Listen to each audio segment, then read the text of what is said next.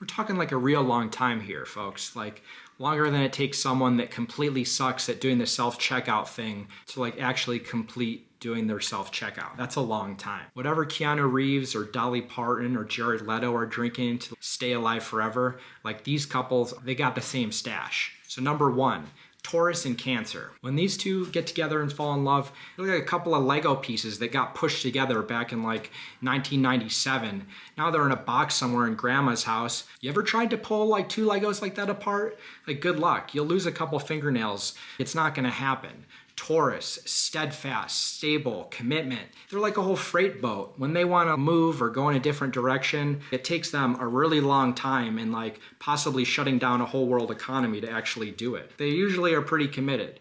Cancer, once they feel at home, once they feel secure with a partner, they feel like their needs are being met, they're going to stay locked in. Man, they'll stay locked in forever. It doesn't hurt that Taurus is ruled by Venus and Cancer is ruled by the Moon. Moon, Venus, I gotta love it. Number two, Virgo and Capricorn, the ultimate earth sign combo. Granted, this relationship is not gonna be so demonstrative and oozy and gushy with all the love and the romantic gestures. It's gonna be a little bit more like a tightly run business, but both of these signs are hard workers, they're problem solvers, they're down to earth, they're practical.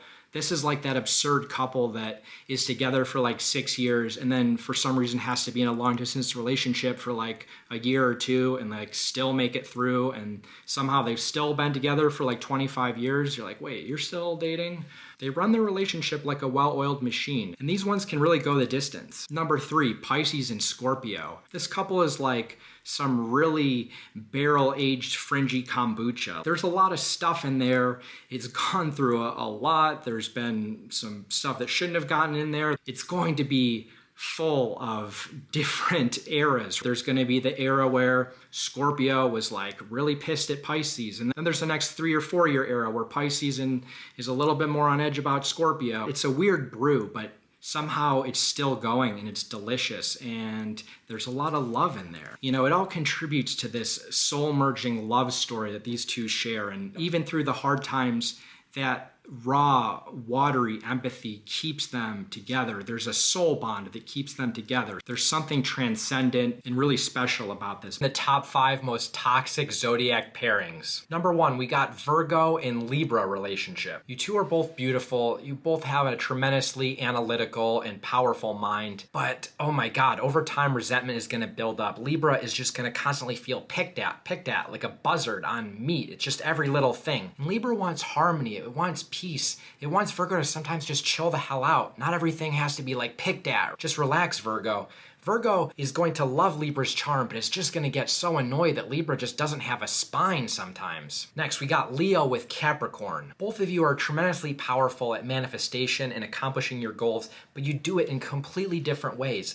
Leo is larger than life, doesn't play by the rules, wants attention, wants flamboyance. Capricorn is all about rules and putting their head to the ground and not asking for handouts, not asking for greeting cards, not needing attention. It's just like, do it, because that's what you're supposed to do. These two can be the absolute power couple, but if one is sacrificing more from the other, or one is more successful, or there's some kind of imbalance, there's going to be tension and resentment because neither one really understands how the other honestly goes about approaching life in a basic way. And these two have powerful tempers when they get hurt. Aries and Taurus. At first glance, these two are actually very similar. The bull and the ram, those animals are like the same. They're both hard-headed, they're both powerful. They have a lot of intense power and leadership ability, but they do it in different ways. Taurus is through staying power. They're on the Survivor Challenge, standing on the log the longest. Like they can outlast everyone. Aries, it gets bored easily. They're so talented and powerful, but it's like, what's next? I'm bored. It's this childlike,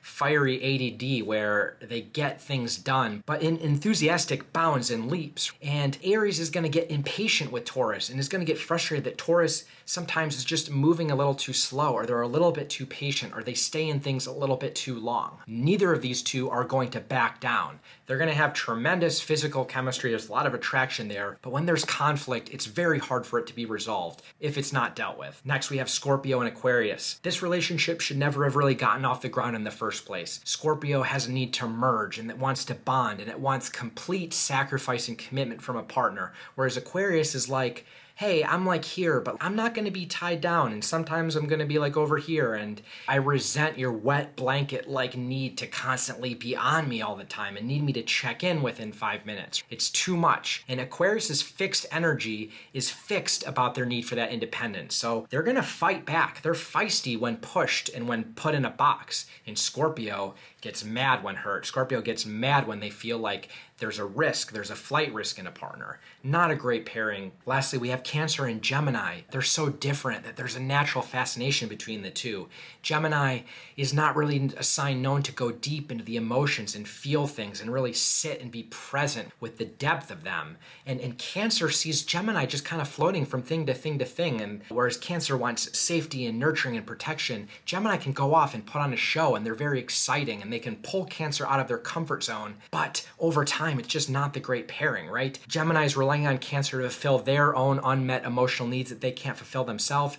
Cancer just can't let go of Gemini, but Gemini's not giving Cancer what it needs. The more negative traits of a Cancer and their empathic nature will start coming out. More guilt, more criticism on the Gemini. The Gemini is going to feel smothered.